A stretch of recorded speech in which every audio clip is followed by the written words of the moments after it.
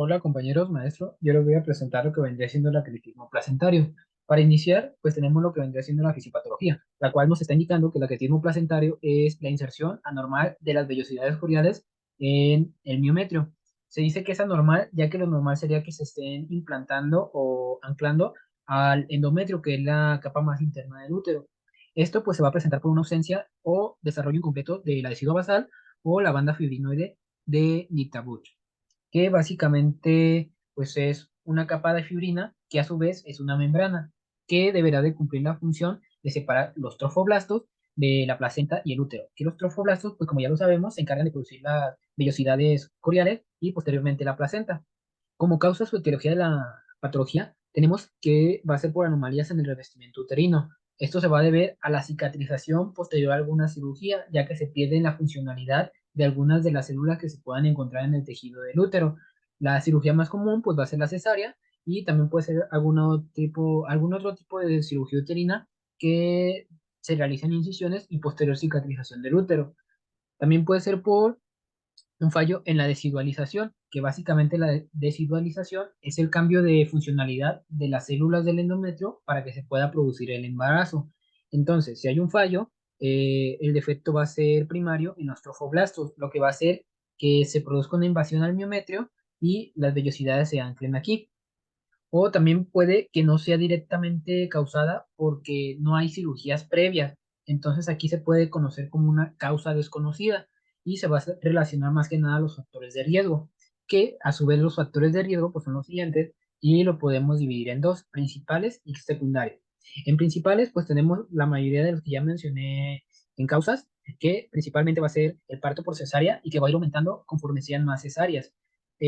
También tenemos cirugías uterinas previas, o también que sea una placenta previa, ya sea en el embarazo anterior o en el actual. En secundarios, pues tenemos una edad materna mayor o igual a 35 años, multiparidad, que este riesgo va a aumentar conforme aumente el número de embarazos, es decir, no corre el mismo riesgo la paciente que es el primero o segundo embarazo que la paciente que ya va para el quinto o sexto embarazo.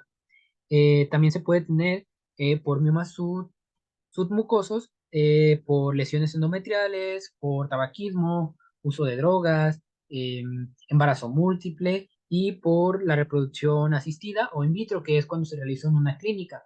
Tenemos la clasificación del atletismo placentario y lo podemos dividir en tres, que esta dependerá más que nada del grado a invadir las vellosidades o placenta.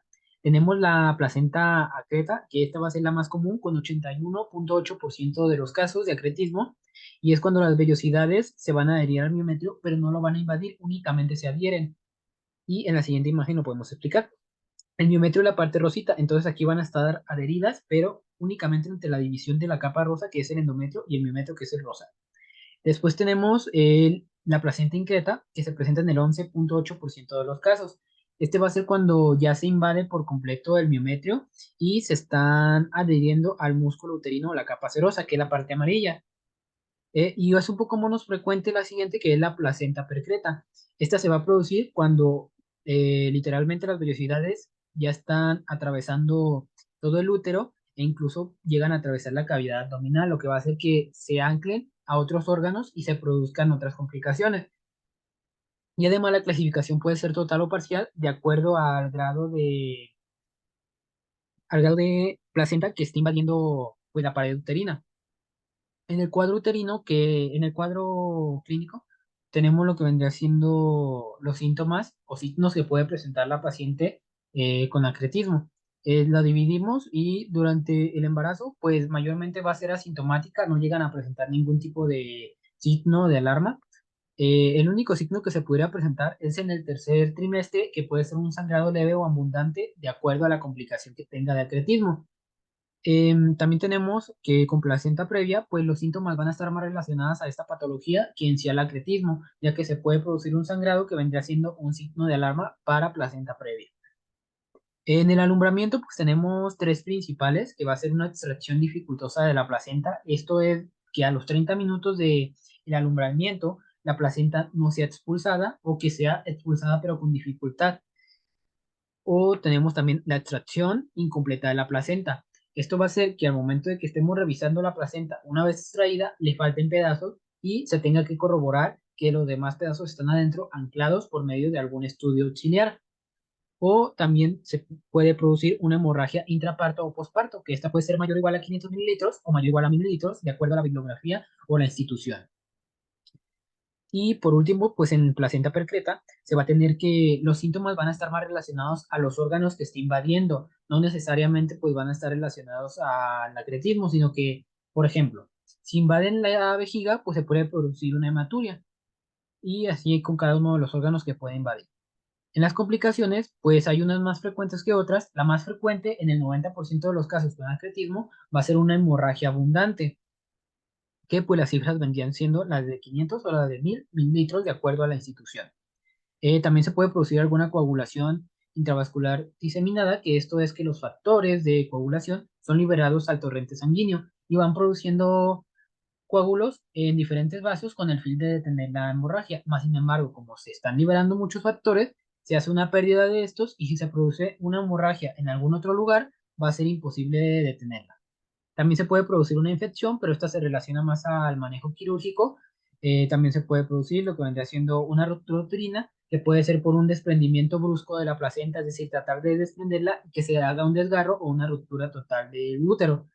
O puede ser un nacimiento prematuro, que este es antes de las 37 semanas y puede ser por diferentes causas, como la inducción, principalmente va a ser por la inducción al parto, por un sangrado en el embarazo, por un riesgo espontáneo del aborto o por una inducción del parto, pero que haya sido natural, es decir, inició naturalmente, pero antes. Y la epidemiología que tenemos es de que la incidencia ha aumentado conforme aumentan las cesáreas en cada paciente, ya que antes del 2020 se tenía que eran 0,8 casos por cada 1000 pacientes, y después del 2020 se tiene que son 3 casos por cada 1000 pacientes, y pues igual en esta tablita se puede ver el riesgo, ya que aquí se presenta la paciente y si es su primera, segunda, tercera o cuál cesárea es. Y aquí está el riesgo cuando se realiza con placenta previa y sin placenta previa. De acuerdo a esto, pues va a aumentar el riesgo de que presente algún tipo de acretismo.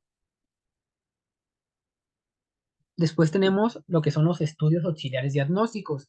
Estos nos van a permitir corroborar el diagnóstico que ya se tiene a partir de los síntomas, ya que como lo vimos, es un poco complicado hacerlo sin un diagnóstico, sin un estudio. Estos se deben de realizar a partir de la semana de gestación 18 a 20, que es lo más recomendable, aunque algunos es más recomendable hacerlos hasta la semana 20. Y se realizan pacientes con factores de riesgo, que ya los vimos. Tenemos que puede ser la ultrasonografía, ecografía o UCG, que es lo mismo, con un intervalo de 3 a 4 semanas si se observan sospechas de que hay un acretismo. Y este es recomendable que se realice a partir de la semana 20. También se puede realizar la ultrasonografía con Doppler o UCG Doppler. Este se realiza sí o sí después de la semana 20, ya que hay que medir la vascularización que se está presentando en el útero. Y entonces, después de la semana 20 ya se pueden observar los cambios que se están teniendo directamente en el útero y con lo que tiene que ver el desarrollo de la placenta y el embrión, el feto. Tenemos también la resonancia magnética. Esta la vamos a utilizar cuando el diagnóstico es dudoso al hacerse con una ecografía o se sospecha de una placenta percreta, ya que la resonancia magnética nos va a permitir medir qué tanto se está invadiendo a otros órganos. O directamente con las pruebas sanguíneas, pues se tiene la prueba de creatinina sinasa, la cual debe de medir los niveles de creatinina sinasa que no se han aumentado, ya que si se ven aumentados, pues estaríamos ya relacionándolo con el atletismo, pues esta es una enzima que se produce al momento de que hay un daño en el músculo por inflamación o por destrucción de estos. También se hace la prueba de alfa fetoproteína, que como lo menciona, es una proteína que la produce el feto y que no se conoce muy bien su función, aunque se relaciona para que no haya rechazo con los anticuerpos de la madre, que al igual si hay presencia de alfa fetoproteína en la circulación materna, pues ya se estaría hablando de que las vellosidades están ancladas más allá del endometrio. Continuando, tenemos el tratamiento. Este puede ser conservador o no conservador. El no conservador es el más recomendable para cualquier paciente, aunque también se puede optar por el otro. El no conservador consiste en que la fertilidad de la paciente pues se va a perder. Este se recomienda más en casos graves de acretismo placentario y consiste en una esterectomía, que es la recomendación principal, pero a la vez, cuando se realiza la esterectomía es sí o sí es dejar la placenta adherida, nada de tratar de despegarla, ya que pues obviamente se va a retirar con todo el útero. y la esterectomía parcial no va a ser efectiva en increta o percreta. Y además, en caso de que el hallazgo del acretismo sea ya durante el parto, pues no hay otra manera más que realizar una histerectomía, pues no existe alguna otra forma de parar la hemorragia en caso de que se haya producido. Y el no conservador también se puede programar entre la semana 34 o 36 para adelantar el embarazo y posteriormente pues realizar la histerectomía. Y el conservador, pues consiste en preservar la fertilidad de la paciente. Esto se va a realizar por medio de controles de la evolución posterior al parto. Hay que ver cómo evoluciona con los estudios auxiliares. Y se administra una dosis alta de metotrexato, que es un antimetabolito, lo cual hace que dejen de funcionar adecuadamente las células y pues por consiguiente vaya disolviéndose la placenta. Pero si no hay una disolución de la placenta, si no disminuye o no desaparece la vascularización en un lapso de 2 a 4 semanas, se debe de cambiar al tratamiento no conservador para evitar futuras complicaciones más severas. Después tenemos lo que vendrían siendo las etiquetas diagnósticas más relacionadas a esta patología. Tenemos el riesgo de síndrome postraumático, esto puede ser directamente por la pérdida de la fertilidad, ansiedad, riesgo de shock, que está relacionado al sangrado y riesgo de sangrado, riesgo de alteración de la diada materno-fetal, proceso de maternidad ineficaz, riesgo de trombosis. Tenemos los cuidados de enfermería. En los cuidados de enfermería estos están más relacionados a la patología y el principal es educar a la paciente y a su familia. Esto para que puedan realizar actividades y acciones en pro de su cuidado, que puedan prevenir el desarrollo de complicaciones más severas y que puedan identificar cuáles signos sí son importantes para presentarse a una atención hospitalaria inmediata. Tenemos también lo que vendrán siendo la vigilancia y control de las contracciones uterinas, que va a permitir eh, saber cuándo inició el parto. eh, También van a indicar si hay contracciones uterinas que son tempranas, esto para poder saber si hay problemas durante la gestación o si existe la presencia de un acretismo placentario. Aquí el problema es de que cuando hay acretismo se debe de tener mucha atención al momento del inicio de las contracciones, ya que se puede presentar una hemorragia, como lo habíamos mencionado, intraparto. Entonces hay que atenderlo inmediatamente. Tenemos la monitorización de la frecuencia cardíaca fetal y de los movimientos fetales. Esto es importante ya que permite que las alteraciones, ya sean aumentadas o disminuidas, den indicios de si se puede estar presentando alguna complicación en el feto, como hipopsia o que esté relacionada directamente con la madre. Y durante las contracciones uterinas, también nos va a permitir evaluar la respuesta del feto, ya que como lo habíamos visto, el feto debe reaccionar a la par que a la madre tiene la contracción. También se debe de realizar una monitorización de los signos vitales, tanto materno como fetal. Esto con el fin de poder estar evaluando continuamente la evolución de las condiciones fisiológicas de ambos, para identificar también las anomalías y la presencia de otras patologías, y también para realizar una elección o un cambio en el tratamiento que permita regular y mantener los signos vitales estables.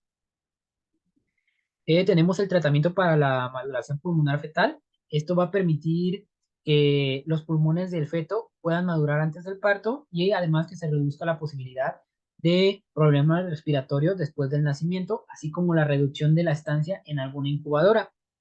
Se tiene también la contabilización y manejo de la pérdida de sangre. Esto permite menor riesgo de daño en órganos o en sistemas, tener mejores pronósticos en la salud en el futuro y que haya una menor pérdida de sangre o que se puedan realizar las transfusiones de manera oportuna.